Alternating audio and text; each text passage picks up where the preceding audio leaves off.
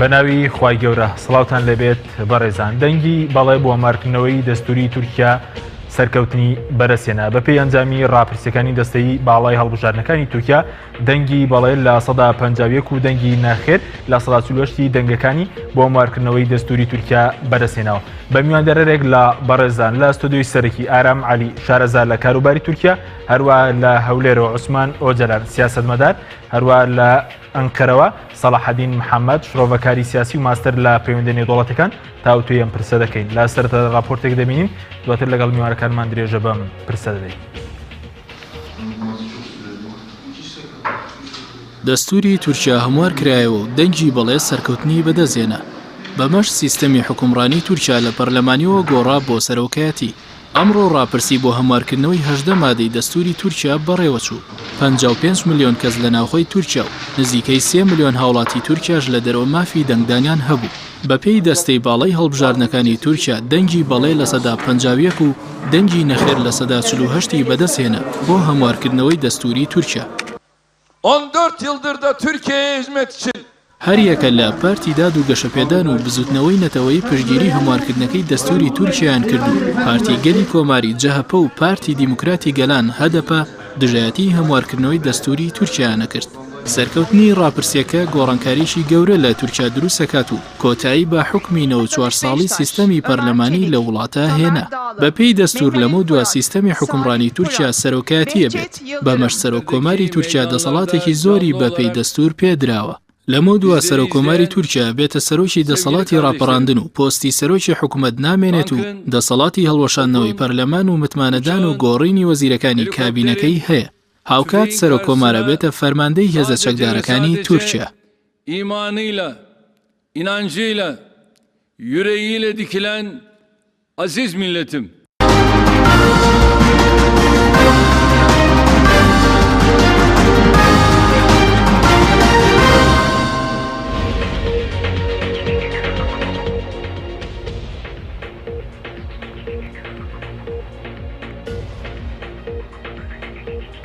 دووبارە سڵاوتان لەبێت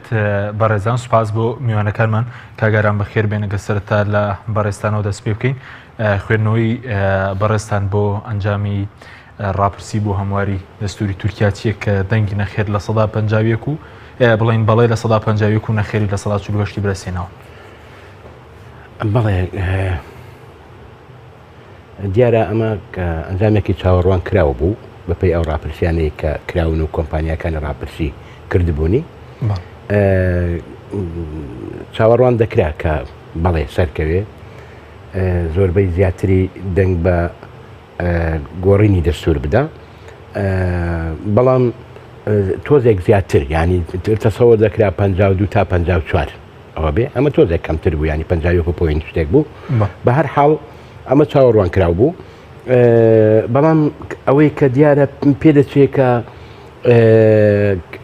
ئەمە زیاتر لە یانگرانی ئاک پارتی دەنگیاندا بێ بەم دەستورە نەوەکو زۆربەی مەهاپا چونکە ئەگەر بێت و زۆربەی مەهاپەش دەنگی دابا بەپێی کورسەکان و بەپێی کورسەکانی پارلەمانیان ڕەنگە ئەم ڕێژەیە زۆر زیاتر بە لە سەدا چەندی ینی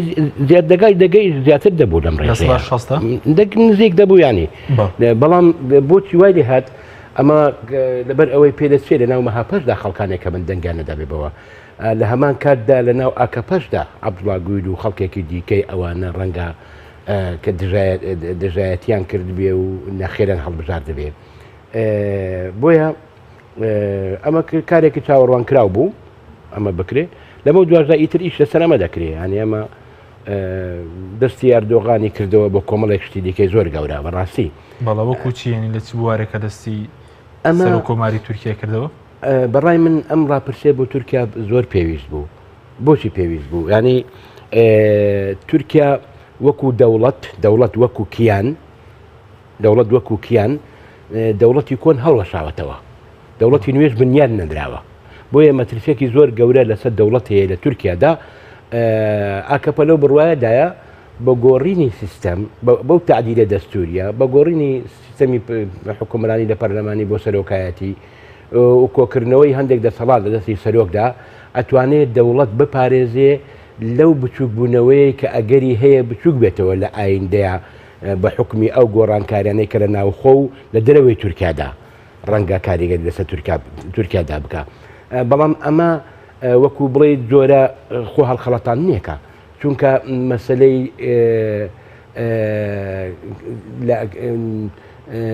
بڵین کەمبوونەوەی یان لە هەڵوەشانەوەی دەوڵەت وەکو کیانێک لە تورکیادا هۆیەکەی سیستەمی پەرلەمانی نییە هۆیەکەی ئەوەیە کە ئەو دەوڵەتە لەسەر کۆمەڵێک سیستەمێکە کە دیکتاتۆریەتی تێدا باوە چەندین ساڵە و سیستەمێکە پێویستی بە دیموکراتیزەکردنە پێویستی بەوەیە کە کۆمەڵێک مەسلەی گرنگکەیە لە دامەزرانیدا کۆمەڵێک کێشەی گەورە هەیە لە بنیادی دامەزرانی خۆیدا ئەو مەسەلەنە چارەسەرکە لە حکومرانیدا لە مافینەتەوەکانی دیکەدا لە مەسلەی ئایندا کۆمەڵێکی دیکە بۆ ئەوەی بتوانێت دەوڵەت بە درێژە بە تەمەنی خۆی بدا و بێت دەوڵەتێکی مۆدێرن و کێشەکانی ناوە خۆی چارەسەر بکە بە کورتێکەی ئەوان لەو بڕواایەدان کە بەم شێوازە ئەتوانن کە دەوڵەتی تورکیا لە بچووبوونەوە بپارێزن بە تایبەتی لەو ڕەوشەی ئەمڕۆ لە ڕۆژهەڵاتی ناوەڕاستدا هەیە لەو گۆڕانکارانەی کە دەکرێت و دەتوانن ئەو بەرنمەیە کە بە خۆیان داناوە لە 100 ساڵی دامەزرانی تورکیادا کە لە 2023 دەیگەنی ئەوەی ئاکە پەدایناوە پێی بگا یعنی بە کورتەکەی ئامانج دەو ڕاپرسیە ئامانجە ناوخۆیی هەیە ئامانی دەرەچی هەیە و ئامانجی شخصی هەیە و ئامانجی حیزبی هەیە بە هەمووی پێکەوە بە بەڵێ دەرچوو ئیتر لە ئایندەیە ئێمە کاریگەری زیاتری ئەم بەڵەیە دەبینین لەسەر ناوەخۆ دەرەوەی تورکیادا بەڵێ زۆر باشە سەبارەت بە ناوچە کورتیەکان ئەوەندەی کە بەڕێستان ئاگادار بن دەنگی بەڵێ و نەخێر لە ناوچە کوردیەکان چۆن دابەش بووە یاخود ئایا دەنگی هەدەپ کەمی کردووە لەم پرۆسەی نەخێر بە بەراورد باڵبژاردننی نەخێر 2015 نەخێر دەنگێکی زۆر ینی زۆربەی شارە کوردەکان بە نەخێر وەڵامی داوەتەوە بە تەنها ئورفانە بێت لەو بڕواایەدا لە ئورفاشدا لە ڕوحاشدا ئاکەپا دەورێکی زۆری هەیە لە بە حکمی ئەوەی کە بە حیساب گوایە باگراوندێکی ئیسلامی هەیە خەڵکی ئەو ناوچەیەش زیاتر ئەتیجاهی مسلمانەتیان تێدا بەقوتە بڕمونە لە ئامەدنا لە ئامەد نزیکەی 1969 زیاتر ینی لە 1970 زیاتر بەڵەیە شارە کوردەکان لە قارزدا و شوێنێکی دیکە بەڵام تەنها لە ڕوحە بەو شێوەیە شارە کوردەکان دێرە ئەمەیان ڕەپس کردەوە جا خۆی لێرەدا بەڕاستی ئەمە شتێکی تەکنیکیە ینی بە بەخێر بێ بە بەڵێبی بە نەخێر بێ بە بەڵێ بێ لە هەردوو حالەتدا لەو بڕواایەدانیم سیاسەتی ئەردۆغان و ئاکەپا بەرامبەر بە کورد بگۆڕێ بەرامبەر بە کورد ناگۆڕێ سیاسەتی حیزبەکانی دیکەی ئەلمانی و ئیسلامی ڕاست و چەپ بەرامبەر بە کورد بگۆڕێ لە هەمان کاتدا زەحمەتە ڕێی جادەی تورکیش بەرامبەر بە کورد بگۆڕێ ینی ئەمە شتێکە هیچی لە شتی وای لە چاوەڕوان ناکرێت بۆیە لەناوە خۆی تورکیادا معارەزەی تورکی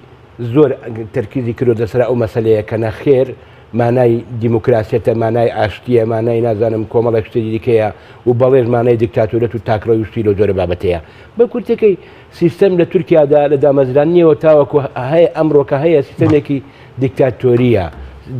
سیستەمێکی نادیموکراتیە بۆیە بە بەڵێ بیان بە نەخێر بێ بە جۆرێک لە جۆرەکان هەمپەیڕۆکردنی هەمان سیستەمە ئەوەیە کە ڕەنگە بەڵەیەکە زیاتر دەستی سەرۆک کۆمار دەکاتەوە مؤسساتی دیکەی کە تاوەکو ئێستاکە مرکزی قرار بوو لە هەندێک مەسەلەدا لە تورکیادا وەکو عەسکەر سوپا وەکو دادگا ئەمانە زۆر باشە بەڵام هەندێکیان پێیان وایە ئەمە کۆتایی هێنانە بە سیستەمی پەرلەمانی لەمەودا بۆ نمونە سیستەمی پەرلەمانی کۆتایی بە سیستەمی سەرۆکایەتی دروست دەبێت من گۆڕانکارێکی گەورنی تورکیا بەهێز ناکە گۆڕینە لەو بڕواایەدانی ئەمە تورکیا بەهێز بکە بە پێچەوانەوە ینی بەڕای من گۆڕین یان نەگۆڕینی کارێکی شتێکی تەکنیکیە شتێکی زۆر جددی نییە چونکە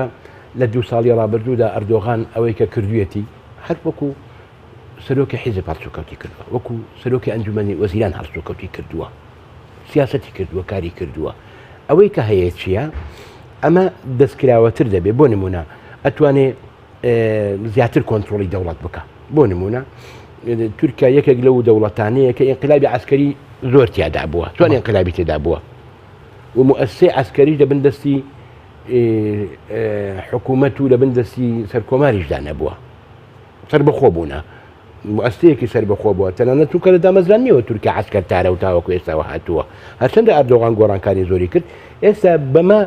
بەم سەلاحەتەی لە گۆڕنی دەستورەکە بە سەر کۆمار دراوە سەر کۆمار ئەتوانێت کە سەرۆکایەتی دەیش دابنێ پیادەی سوپا تایم دیاری بکە دابنێ ئەمە شتێکی بۆ سیستەمەکەی خۆیان شتێک دوورکەوتنەوەیە یعنی مەجای بڵێن ئینقلاب وەکو پێشوو نامێنێ دادگای دەستوری کە مؤسسەیەکی زۆر مهم بوو دادگاکان لە تورکیادا بۆ پاراستنی عەلمانیەت و کۆمەڵێکی دیکە کە دادگاکان و حاکمەکان تاعین دەکەوت دەستی زیاتر دەکرێتەوە بۆ تەداخل لەو مەسەلەیەدا دیارە ئەمەش وا دەکا کە حکومڕانی حیزبەکەی زیاتر بپارێزە لەسەر کار بمێنێتەوە یعنی ئەو فرە دەمسەرێ نامێنێ لە بڕیاردا ئەو بیرۆکراسیەتە نامێنێ بەڵامەوە دەڵێن بۆ نمونە بۆچی مەسەلەن تورکیا بەوە مەسەلەن دۆغان ڕخن لە دۆغان نەگرێ بەوەی کە دەبێت بە دیکتاتۆر مەسەلەن بۆ ڕخنە لە وڵاتانی تر ناگرێت بۆ نمونە سیستەمەکان هاوشێوەی تورکیا بۆ نمونە لە ئەمریکا بۆ نمونە لە رووسیا سەرۆکۆمار هەمان ڕەنگە دەسەڵاتەکانی ئەردۆغان کەمتریش بن بە بەراورد بە دەسەڵاتەکانی پۆتین و مەسەلەن دۆناڵد ترامپ بەڵێ ڕاستە ینی ئێمە بە شێوەیەکی ذاتی دوور لە بابەتی بوون شتەکە هەڵدەسەنگێنرێ بە شێوەیەکی عاتیفی شتەکە هەڵدەسەنگێنرێ ڕەنگە ئەوە لە وڵاتێکی دیکەی ئەفریقیا با ئێمە هیچ بەسمان نەدەکرد بەڵام لەبەرەوەی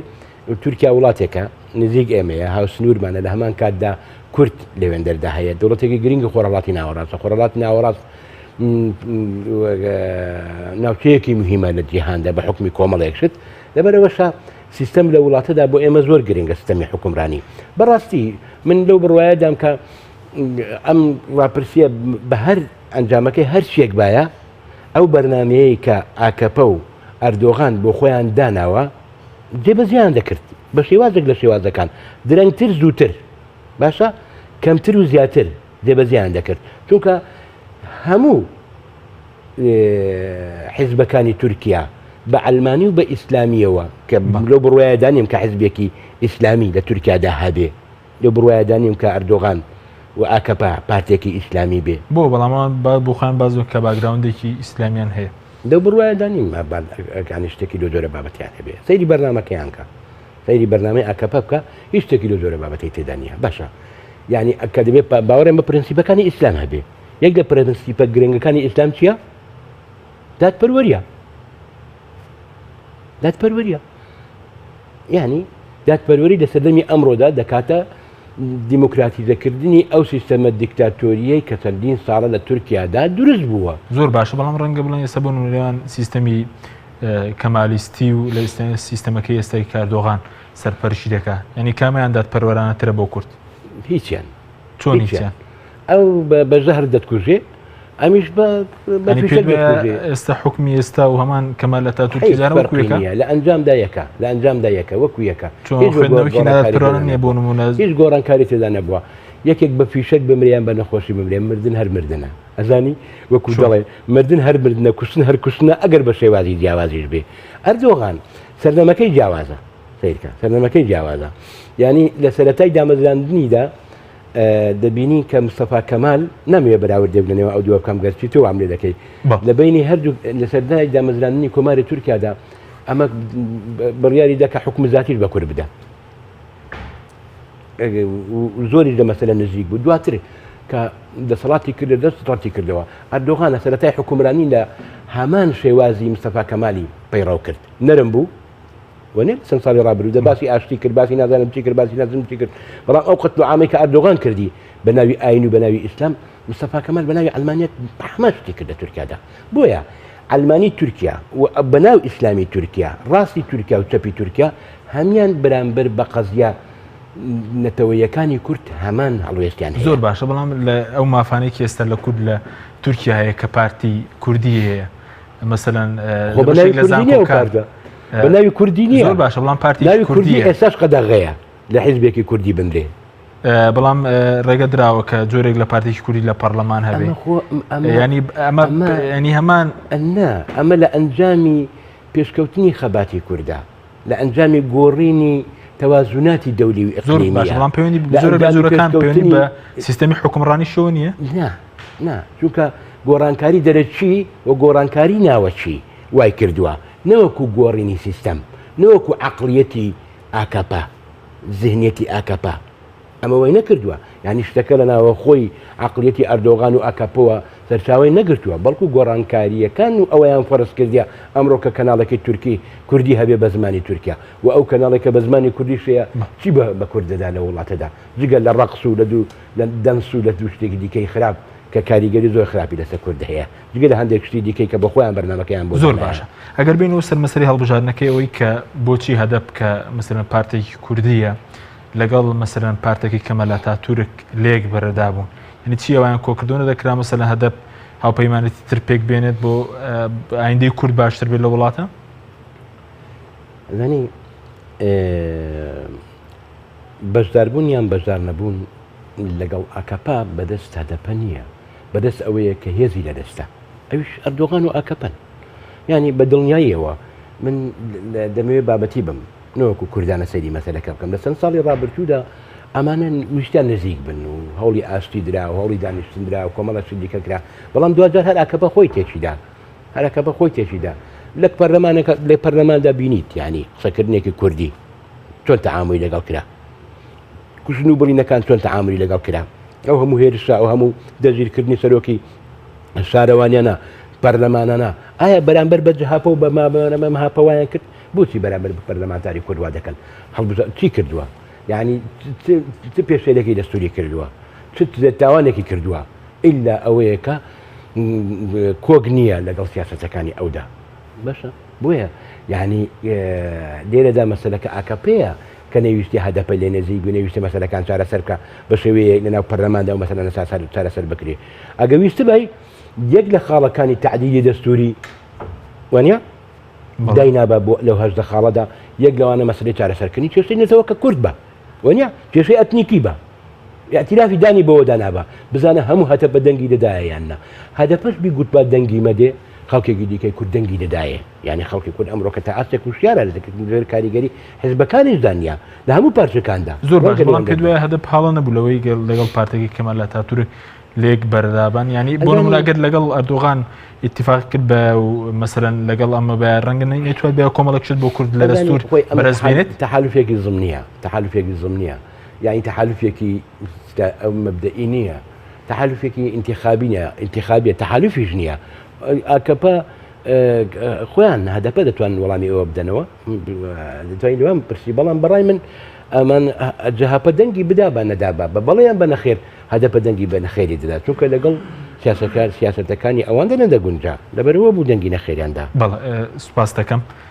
سوپاس دەکەم دواتر لەم وڵای بەڕستەگەر بچین لای کاک سەلاحەدین کە لە تورکیاوە لەگەڵمانە کاک سەلاحەدین سڵاوت لێبێت سوپاس بۆ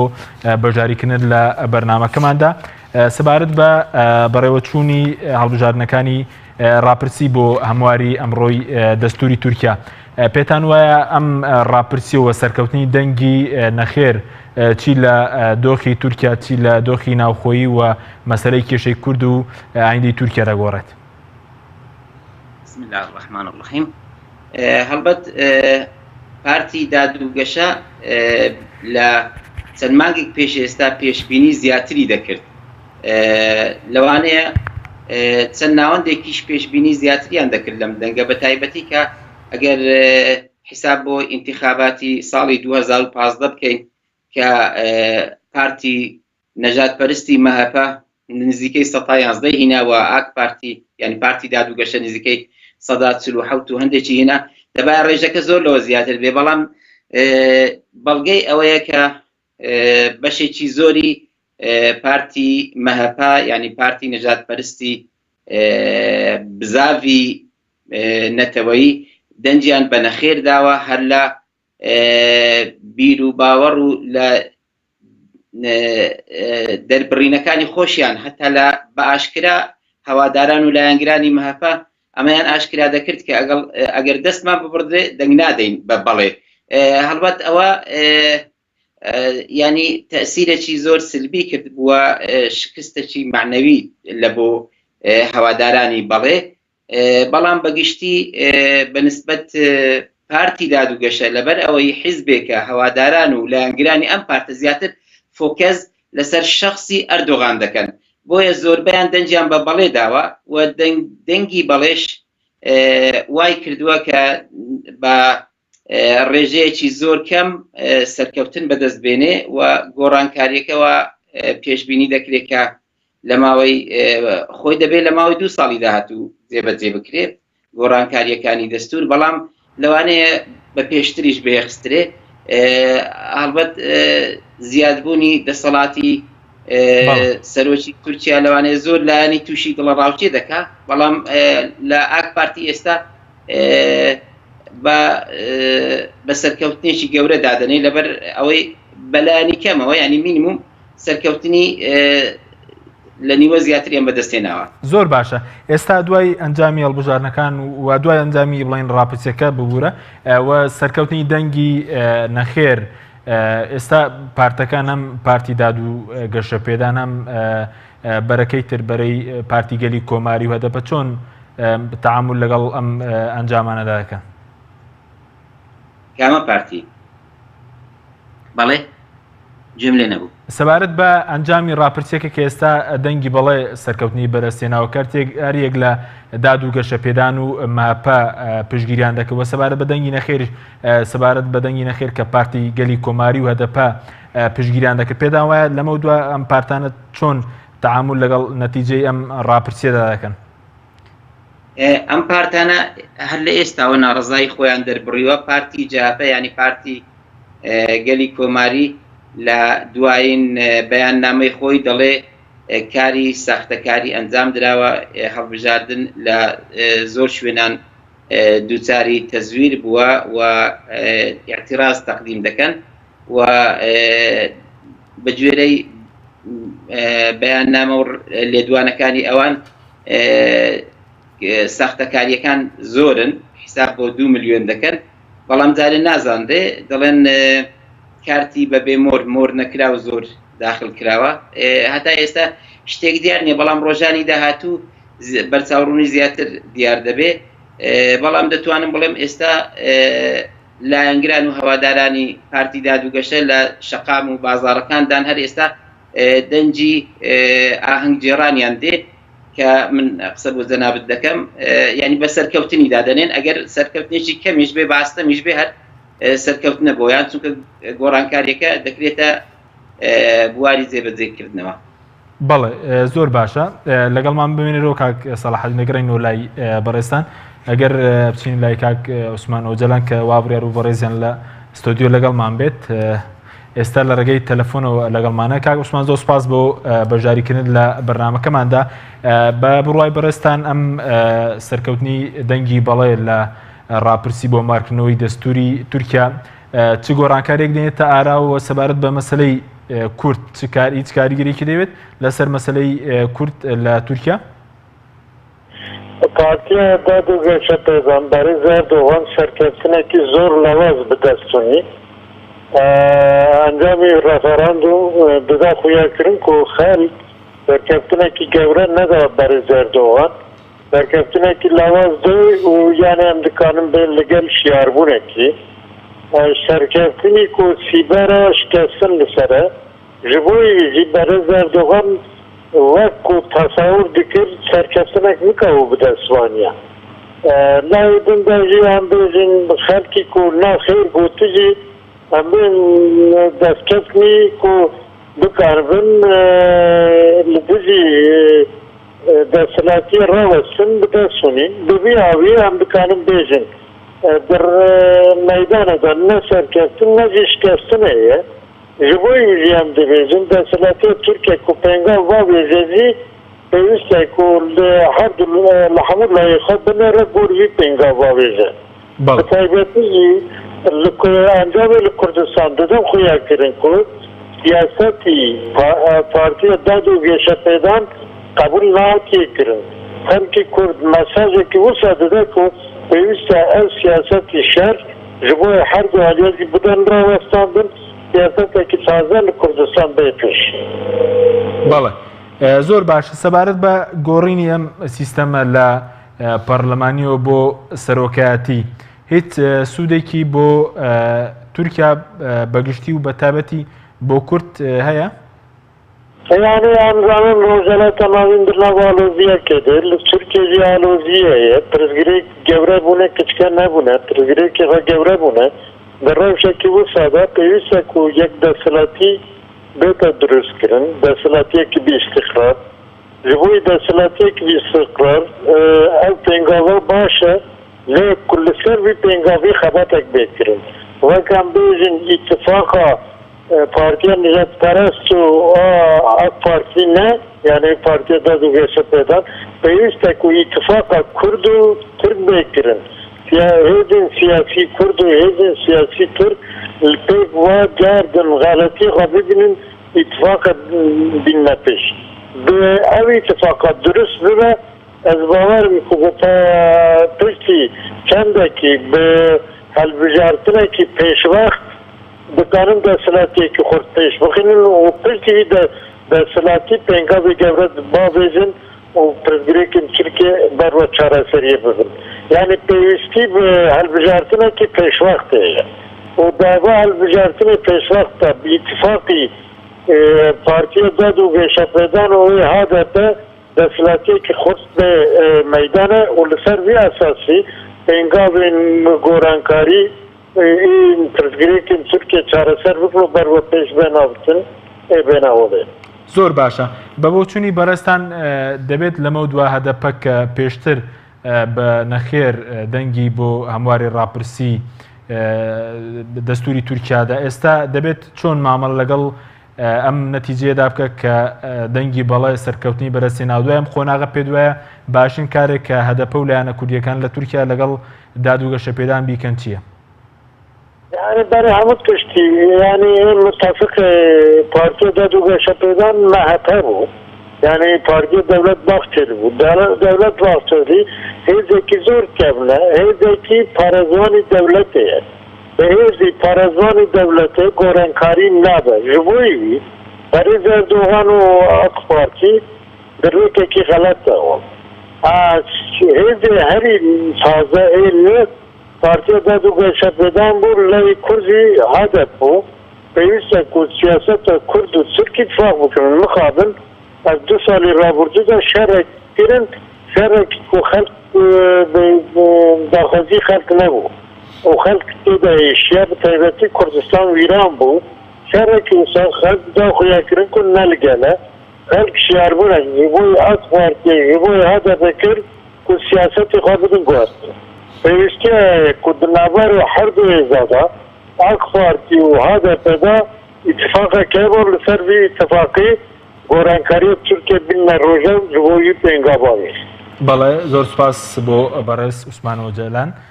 سیاسەتمەدار و شارەزار لە کاروباری تورکیا بەڵێ بینێرانی بەڕێز ناوبڕێژی کورت و دەگەڕێنەوە وڵاتان لەگەڵمان بمێنەوە. با سپۆنسەری کۆمپانیای ئەسێ بۆ بازرگانی مۆبایل شیری ئەڵتونسا.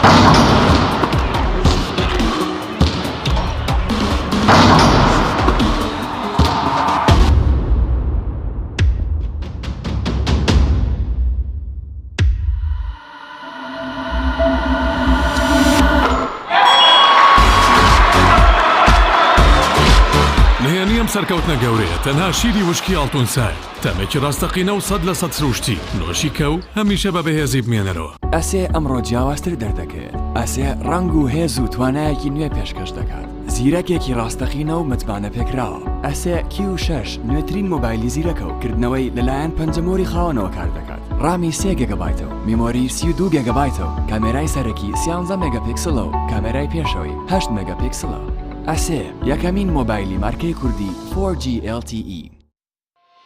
کۆمپانیای بەیزا لە پێنە و بەرەنگاربوونەوەی قەیرانی دارایی و پێشکەشکردنی باشترین ئامێری کارەبایەتی نۆماڵ، کۆمپانیای بەیزا بووە بریکاری گشتی کۆمپانیای زەمگی ئیتالی. هەروەها فرۆشتنی بەرهەمەکانی باقیستی هەژدەمان بە هاوڵاتیان، سەلاجە و مجەمیدە، هەموو جۆرەکانی سپلێت، تەلەڤیزیۆن و تەبەخ و مڕەشەح، فرن و مایکرۆ، گسکی کارەبایی، غەسالەی جلشتن و قاپشتن. بەیزا مامی هاوڵاتیان. تۆپ ئارت تاکە بریکاری تۆڕی میدیایی کۆمەڵ بۆ دروستکردن و بڵاوکردنەوەی ڕیکلام. تۆپ ئارت.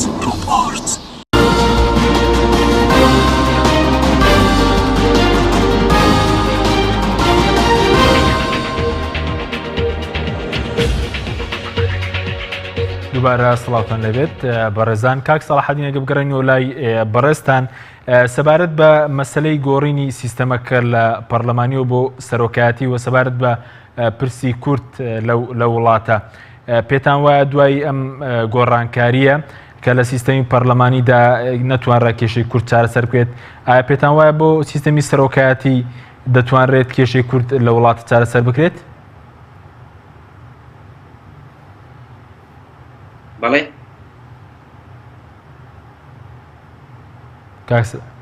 زۆر باشە. کاک سەڵاحەدین سەبارەت بە گۆڕینی سیستەمەکە کە ئێستا دوای سەرکەوتنی دەنگی بەڵێ بۆ هەمواری دەستور سیستەمەکە گۆڕاوە بۆ سەرۆکایەتی، پێتان وایە لە سیستەمی سەرۆکایەتیدا کێشەی کورد لە تورکیا بە چه ئاراستەیەکدا دەڕوات؟ لە سەروبەندی هەڵبژاردنەکان و لە سەروبەندی ڕێکلامی هەڵبژاردنەکان باسێکی کێشەی کورد نەکراوە. بەداخەوە ئەوە نزیکەی 2 ساڵە کێشەی کورد سربوونێکی زۆری پێوە دیارە و دەوڵەتی تورکیا وەکو بڵێ خستوێتە گۆشەیەکەوە، هەتا سەرۆکۆماری تورکیا بەخۆشی چەند جارێک دەڵێ خستومەتە سەهۆڵدانەوە، یعنی تەواو دەتوانم بڵێم پشتگوێ خراوە. بەڵام بە شێوەی گشتی ئەوانە پارتی دادوگەشە دڵنیایی دەدەنە خەڵک کە ئەگەر ئەم سیستەمە بێتە بواری جێبەجێکردنەوە، یعنی سیستەمی ئەکسکیوتیڤ پرەزیدنت، یعنی سەرۆکی جێبەجێکار،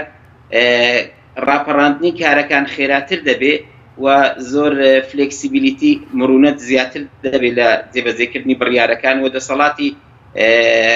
سەرۆککۆمار کە زیاتر بێ. زۆر جارەوە بوو بڕیارێک دەگەیشتە بنبەست، ئەو بنبەستیە نامینێ، بەڵام هیچ ئاماژەیەک لە گۆڕدانیە کە لە مەیداندانیە کە بزانین نیەتی دەوڵەتی تورکیا ئێستا چۆنە بۆ چارەسەرکردنی کێشەی کورد، چونکە نزیکەی 2 ساڵە لە هەر لێدوانێک هەر کاتێک باسی کێشەی کورد کراوە بەداخەوە هەڵوێستێکی ئەرێنی نیشان نەدراوە. زۆر باش. سەبارەت بە لایەنە کوردیەکان، ئێستا کە لایەنە کوردیەکان لەگەڵ پارتەکەی کەمال ئاتاتورک و پەیمانەتێکیان پێکێنە کە دژایەتی هەمواری دەستوری تورکیایان دەکرد، تێڕوانینی ئێستا تێڕوانینی شەقامی تورکی دوایەوەی کەم دوو پارتەلەیەک بەردان بۆ پرسی کورد لە وڵاتە چۆنیت گۆڕانکاریەکی بەسەرداهاتووە؟ هەتا ئێستا شتێکی بەرجەستە دیار نییە، چونکە ناتوانین بڵێن هاوپەیمانی لایەنی کوردی و پارتی جەهەپە ینی پارتی گەلی کۆماری هاوپەیمانێکی ڕاستەقینە ئەسڵان هاوپەیمانی نەبووە، یعنی یەک هەڵوێستی بووە دەتوانین بڵێن هەر یەکە لەو دوو پارتە لە هەڵوێستی پێشی خۆی بەردەوامە. بەڵام شتێکی تر هەیە دەبێ ئاماژە بۆش بکەین کە پارتی دادوگەشە زیاتر کارایە زیاتر چاڵاکە، ئەگەر نیازی هەبێ ئەو دەتوانێت زیاتر کێشەی کورد چارەسەر بکە. پارتی جەهەپە دەتوانم بڵێم بۆتە پارتێکی ژەنگاوی بە تایبەتی کەسایەتێکی کاریزمایی نییە. کەمال کڵچدار ئۆغڵوکە لە سەرەوەی ئەم حیزبێ و سەرکردەی دەپلەیەکە دەتوانین بڵێن کە زۆر بوون و نەبوونی وەکو یەکە، ینی ئەوەندە نمودی نییە، پیاوێکی زۆر بێ نمودە لە بڕیارەکانیش زۆر کاریگەر نییە، بۆیە لەو بڕوادامە پارتی دادوگەشە زیاتر دەتوانێت کێشەی کورد چارەسەر بکە لەگەڵ لایەنە کوردیەکان بە تایبەتی لەگەڵ هەدەفە یعنی هەر دەرگای هەدەفە وابزانم عملی ترە بۆ کورد نەک جەهەپە. بەڵێ زۆر سپاس بۆ بەڕێز سەلاحەدین محەممەد کە لە تورکیاوە لەگەڵمان بووی زۆر سپاس بۆ بەڕێستان ئەکگارامە گەربگەرم و لای بەڕێستان ئەگەر قسە لەسەر مەسلەی ئەوەی کە بەنسبەت کورد و گرنگە ئایندەی کورد لە وڵاتە زۆر لە خەڵکی پێ مەسەرەن دوای گۆڕنی سیستەمەکە لە پەرلەمانیەوە بۆ سەرۆکایەتی ڕەنگە کورد بتوانێت ئەگەر هاوپەیمانەتێک لەگەڵ دادوگەشە پێدا بێنێت کێشەی کورد لە وڵاتە بەرەو پێش بچێت ڕای بەڕێستان لەو بارەوەی وەڵام من دەڵێم کورد با چاوەڕوانی شتی باش لە ئەردۆغان نەکە هیچ چاوەڕوانی شتی باش لە کلیزار ئۆغڵۆ بکات لە کەس لەبەرەوەی وەکو گوتم ڕاست و چەپی تورکیا هەموو حیزبەکان لە مێژویاندا هەم جەهەپا هەمن لە ماوەی حکومڕانی ئەردۆغان و ئاکەپەدا بینیمان کە چ کوشت و بڕێکیان بەرامبەر بە میلەتی کورد کرد. ئەردۆغان لە ماوەی حکومڕانی خۆیدا لە 1-2 ساڵی ڕابردوودا شاری کاول کرد بەدەیان مناڵی کوردی شەهید کرد بەدەیان ژنی کوردی شەهید کرد ناو شارەکاندا شەڕی گەورە کرد. ئەمە یەک دوو لە خۆراوای کوردستان چی نەکرد. سێ قەڵغانی فراتەوە بوو نیازی هەیە قەڵغانی دیژدە دەست پێ بکە بۆ باشووری کوردستان لەناوە خۆیدا کوشت و بڕێکی گەورە لە دەرەوەی خۆشدا بە هەمان شێوە بەرامبەر بە کورد پاشکرانی باسەکە نایشارێتەوە کە مەسلەی کورد بوونی کورد بەشت لە ناوچەکەدا لەو گۆڕانکارانەدا ناوێ ببێ بە هیچ بۆیە ئێمە پێویستە بە عاتبی سەیری مەسەلەکە نەکەین. یەکەم ئەگەر سەیری مەسەلەکە بکەین بڵێن ئەمە حیزبێکی ئیسلامیە زانین حزبێکی ئیسلامی و ڕەنگە جیاواز لەوانی دیکە من بۆ ڕوون دەکەمەوە ئاکەپە هیچ پەیوەندی دوور و نزیک بە ئیسلامەوە نییە چۆن ئەردۆغان کۆشێکی دروست کردووە بە ناوی دەڵێن سوڵتانی عوسمانیە غەرب ئەوروپا لەبەرەوەی دژی تورکایە هەندێک کێشەیان هەیە لە ناوە خۆدا وەکو پێشوو لە ناتۆ لەگە ئەمریکا تەبانیە تۆزە کێشە هەیە خلافاتی هەیە بۆیە دەڵێن باس لەوە دەکەن کە ئەردۆغان دەیەوێت عوسمانیەت بژێنێتەوە باشە ئەوە ئیدعای غەربە لە کاتێکدا ئەوانە خۆیان شتی لە جۆرە بابەتە باز ناکەن بە پێچوانەوە ئەوەی ئەردۆغان دەکە لە هاوسکەوتی ئەردۆغاندا هیچ هاوسکەوتێکی سوڵتانی عوسمانی نابێت سوڵتانی عوسمانی سوڵتانێکی ئیسلامی بوو باشە خوای دەناسی پێغەمبەری دەناسی خۆش دەزانی ئینسانی مسلمان تۆ ڕەنگە کەسێکی مسلمانی من الحەمدولله ئینسانی مسلمانین پارتێکی ئیسلامیشن ئێوە ئەزان سیفەتەکانی ئینسانی مسلمان چۆنە دەوڵەتی ئیسلامی پێویستە چۆن بێ بنەماکانی چین ئەو سەرۆکی ئیسلامی پێویستە چۆن بێ ئایا ئەمانە لە ئەردۆغاندا هەیە تاوەکو ئێستاکە هیچ بەدی دەکرێت هیچ شتێکی لە جۆرە بابەت ناکرێت بە پێچوانەوە ئەوەی ئەردۆغان دیکە ژیاننەوەی مەغۆلیەتە دەیەوێت ئیمپەراتۆرێکی مەغۆلی تەتەری تورکی جارێکی دیکە بژێنێتەوە ئەمەیە زۆر باشە بەڵام بۆچی مەسەلەن ئێستا لە کۆی تورکیاش لە ناو کووردە دەنگی ئەردۆغان زیاتر لە پارتە کوردیەکان جا خەڵکی کورد ینی ئێمە ناتوانین بڵێن هاوڵاتی کورد هوشیارە ڕاستیت پێ بڵێم لە هەموو پارچەکانی کوردستاندا هاوڵاتی کورد هوشیار نییە هاوڵاتی کورد عاتیفیە زۆر بە ئاسان هەڵدەخەڵەتێنرێ زۆر بە ئاسان بە ناوی خوا هەڵدەخەڵەتێنرێ ئێستا کە ئامی دەبینین داعش بە ناوی خوا و پێغەمبەر بە دەیان گەنجی کوردی بە کوشتندا زۆر باشە لە ناوچەکەدا بە هەمان شێوە ئەردۆغانی بە ناوی ئیسلامیەت بە ناوی کۆمەڵێکی دیکە باشە بەڵام جەنابی دەڵێ ئەوە جەنابی دەڵێ ئیسلامی نییە گەر ئێستا بۆ نمونە کورد ئێستا بۆ نمونە کورد ئێستا بە براورد لێرە مەسەلەن ئەگەر عەبادی خۆی هەڵبژێرێت بۆن لە کوردستان ئەوەندەی سەرکردەکانی کورد لێرە دەنگ دێنێت احتیمالە چۆن لەوانەیە لەبەرەوەی بەڕاستی حزبی کوردی لە چەند ساڵی ڕابردوودا شتێکیان نەکردووە کە هاوڵاتی کورد وەکو پێشتر دەنگی پێ بدە بۆیە خەڵکێک ئەبینین ئەچناوی خۆی دەنووسێت بۆ حەزبی تعمی ئەوە پەیوەندی بە هەڵی پارتە کوردیەکانەوە لە تورکیا کە دەنگ بەردۆغان دەدرێت بێگومان لێرەدا سەیرکە خەڵک ئینتیمای ئیسلامی بەقوەترە لە ئینتیمای قەومی باشە ئینتیمایەکەی بەقوەترە خۆشمە نەزانین خەڵکی کورد مسلمانە مسلمانەتی لە ئینسانی کووردا بەقوەترە لە هەستی قەومی ئینسان بوون ئیسلامی ڕێگرێک نییە لەوەی کە کورد بگات بە مافەکانی خۆی منەوە ناڵێم نە بە پێچەوانەوە لەبەرەوەی کورد ئیسلامێکی دروست و پاکە باشە بۆیە ئیستیقلال کرایە بە ناوی ئیسلام لەژێر پەردەی ئیسلامدا ئەجینا من لەگەڵ ئەوم ینی من خۆگە بێتی خۆم بمەخۆم بڵێ زۆر باش من لەگەڵ حکومێکی ئیسلامی دادپەروەرم لە هەموو لێک کۆمەڵگاکەدا بەڵێ زۆر باش بەس سەبارەت بەوەی کە هەڵی پارتە کوردیەکان چییە مەسەرەن لە تورکیا کە بۆ نمونە ئێستا پەرلەمانتاری کورد لە پەرلەمانی تورکیا لە ناو حیزبەکەی ئەردۆغان زیاتر لە هەدەپە ئەوە دەتوانانی تۆ